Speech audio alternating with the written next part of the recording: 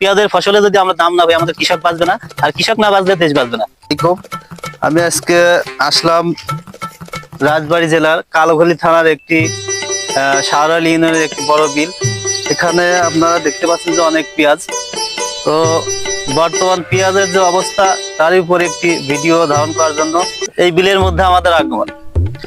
তো দর্শক মন্ডলী, আজকে দেখবো যে এই বিলের মধ্যে কারা পেঁয়াজের পরিচর্যা করতেছে এবং একজন কৃষকের সাথে আমরা কথা বলবো। ভাই একটু এদিকে আসেন। জি ভাই বলেন। ভাই আপনার নাম কি, নামটা জানতে পারি? জি আমার নাম লিটন মন্ডল। লিটন মন্ডল, আপনার বাসা এখানে? জি। তো আসলে বর্তমানে আমরা আসছি হচ্ছে কালগড়ি থানা থেকে আপনাদের শাহরালী ইউনিয়নে আসলাম আজকে একটি ভিডিও করার জন্য। কারণ বর্তমান যে পরিস্থিতি, পেঁয়াজের দাম খুবই নগ্ন। জি তো পেঁয়াজ আসলে কৃষকের খরচ অনেক হয়ে গেছে। আমরা ইতিমধ্যে কিছু ভিডিও দেখেছি, যে ভিডিও বার্তা দেখা যাচ্ছে যে পেঁয়াজের বর্তমান যে বাজার দর, এই বাজার দর অনুযায়ী পেঁয়াজের দাম আরো বেশি হওয়ার প্রত্যাশা আপনি করেন কিনা? জি 5 বিঘে খানিক লাগাইছি, এত দেখতেছি বাড়িতে ঘর বাড়ি বেশি এনে পেঁয়াজের পরিতের টাকা দেওয়া লাগবে। তাহলে আপনি বোঝাতে যাচ্ছে যে পেঁয়াজের বর্তমান যে বাজার দর, এটা এত কৃষকের মাথায় হাত। হ্যাঁ, কৃষকের মাথায় হাত।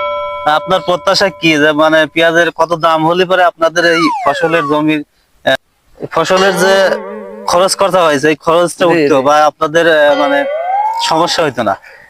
তা মনে করেন এই 2000-1500 টাকা হলে পরে আমাদের এই খরচটা আর কি পূরণ হইতো। মানে 2000-1500 টাকা মন?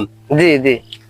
তো সময় তো দর্শক, আসলে আজকে আপনারা দেখতে পেলাম যে একটা কৃষকের তার সাক্ষাৎকার দিচ্ছিলাম। তো তিনি বলতেছিলেন যে আসলে পেঁয়াজের বর্তমান যে দাম, তো দাম অনুযায়ী আসলে তাদের খরচ অনেক পড়েছে।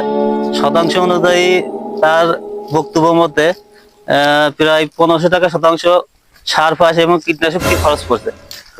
তো তার প্রত্যাশা যে মিনিমাম 2000 টাকা মন করা হলে পরে তাদের একটা লোকসানের জায়গাটা হয়তো ভরাট হতো।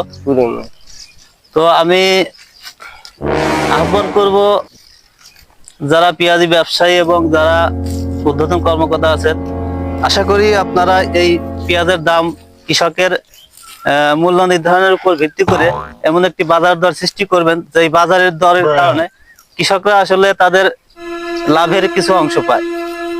এই ভাইটি যে পরিমাণ চর্চা করতেছে পেঁয়াজের, আসলে অনেক কষ্ট করে পেঁয়াজ ফলানো হয়। তো পেঁয়াজের ফসলে যদি আমরা দাম না পাই আমাদের কৃষক বাঁচবে না, আর কৃষক না বাঁচলে দেশ বাঁচবে না। তাই আমি এই ভিডিওর মাধ্যমে আপনাদেরকে জানাতে চাই, অবশ্যই কৃষক যেন এই পেঁয়াজের ন্যায্য মূল্য এবং ন্যায্য দাম পায়। সমাজের দর্শক, নিত্য নতুন ভিডিও পেতে আমাদের পেজটি ফলো করবেন, সাথে থাকবেন। শুভকামনা সবার জন্য।